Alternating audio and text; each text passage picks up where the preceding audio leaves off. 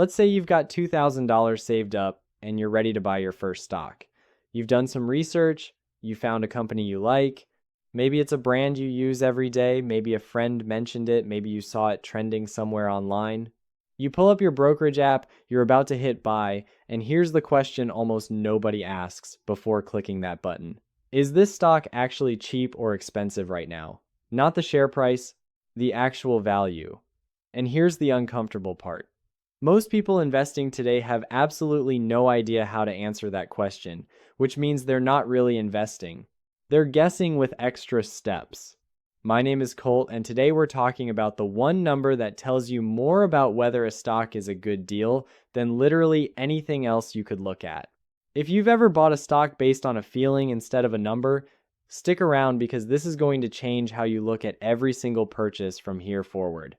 Subscribe and hit that like button if this ends up being useful. Here's the trap almost every beginner falls into. They look at the share price and they make a judgment based on that number alone. A $10 stock feels cheap. A $400 stock feels expensive. This feels intuitive, but it is completely wrong and it is costing people real money. Think about it this way. A $10 stock could represent a company that's wildly overpriced relative to what it actually earns. A $400 stock could be one of the best deals on the entire market. The share price by itself tells you almost nothing about value. It only tells you how many pieces the company has been chopped into. A company worth $1 billion split into 1 billion shares trades at $1 each. The exact same company split into 1 million shares trades at $1,000 each. Same company, same value, wildly different looking price tag. If you're judging cheap versus expensive off the sticker price alone, you're not even looking at the right thing. So what should you actually be looking at? This is where the one number comes in. It's called the price to earnings ratio, or P ratio for short. And once you understand it, you'll never look at a stock price the same way again. Here's what it actually means in plain language. The PE ratio tells you how much you're paying for every $1 the company actually earns in profit. That's it. That's the whole concept. If a company has a PE ratio of 20, that means investors are willing to pay $20 for every $1 of that company's annual profit. If another company has a PE ratio of 60, investors are paying $60 for that same $1 of profit. Same $1 of actual profit. One costs $20, the other costs $60. Which one sounds like the better deal? Generally speaking, the lower number. You're paying less for the exact same thing. Let's make this concrete with an example. Imagine two companies, both earning exactly $5 per share in annual profit. Company A trades at $75 a share. Divide $75 by $5 and you get a PE ratio of 15. Company B trades at $250 a share. Divide $250 by $5 and you get a PE ratio of 50. Even though Company B has the higher stock price, which feels more expensive on the surface, the PE ratio reveals something deeper. You are paying more than 3 times as much for the exact same dollar of profit when you buy Company B. The higher sticker price wasn't actually the problem. The relationship between price and profit is what mattered. Now here's where this gets really practical. What counts as a good PE ratio versus a bad one? Historically, the overall stock market has traded at an average PE ratio somewhere around 15 to 20. This isn't a hard rule carved in stone, but it gives you a useful baseline. When you check a stock and its PE ratio sits meaningfully below that average, say in the 10 to 15 range, that can be a signal the stock might be undervalued relative to its earnings. When a stock's PE ratio sits way above that average, say 50 or even 100, you're paying an enormous premium for that company's profit, which means the market is betting heavily on future growth that hasn't actually happened yet. This is exactly what happened to a lot of people during major market hype cycles. They bought into companies with sky-high PE ratios because the stock was going up, and everyone online was talking about it. The price kept climbing, so it felt safe. Then growth slowed down. Expectations weren't met, and the stock collapsed, because the price was never actually supported by real earnings to begin with.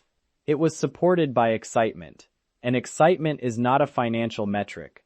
But here's an important nuance that beginners often miss, and this is where the one number needs a little context to actually be useful. A high P/E ratio isn't automatically bad. Sometimes it's completely justified. Fast-growing companies, especially in technology or innovative industries, often trade at higher P/E ratios because investors genuinely expect their profits to grow significantly in the future. If a company is doubling its earnings every year, paying a higher multiple for that growth can make complete sense. The mistake isn't paying a high P/E ratio.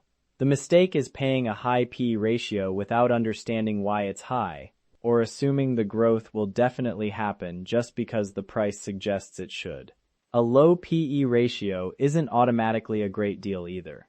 Sometimes a stock is cheap relative to earnings because the market correctly senses trouble ahead.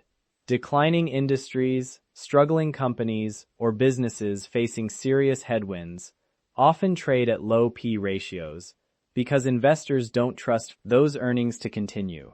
A cheap number attached to a dying business isn't a bargain. It's a warning sign dressed up as an opportunity. This is why the P/E ratio should never be the only thing you look at, but it should absolutely be the first thing you check, because it instantly tells you what kind of conversation you're actually having with this stock.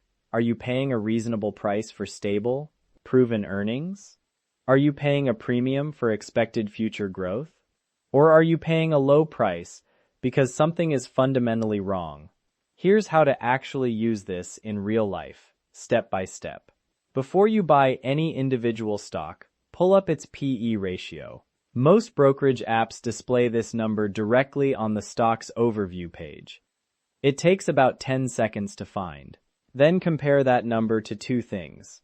First, compare it to the overall market average, somewhere in that 15 to 20 range, just to get a general sense of where it sits. Second, and this is the more important comparison, compare it to other companies in the exact same industry. A P ratio of 30 might be expensive for a basic utility company that grows slowly and predictably. That same P/E ratio of 30 might be completely normal, even cheap, for a fast-growing technology company in a hot sector. Context inside the right industry is everything. Once you've made those two comparisons, ask yourself the real question: am I comfortable with what I'm actually paying for this company's current profit, given how fast it's realistically likely to grow? If the answer feels uncertain, that uncertainty is valuable information. It means you're not ready to buy yet. Not because something is necessarily wrong with the company, but because you haven't actually done the one piece of homework that separates investing from gambling. I want to be clear about something before we wrap up. The P/E ratio is not a magic formula that guarantees a winning trade. No single number ever is. But it is the fastest, simplest way to stop buying stocks purely on vibes, hype, or a stock price that simply looks cheap on the surface. It forces you to ask the only question that actually matters in investing. What am I getting for what I'm paying? Most people skip this step entirely.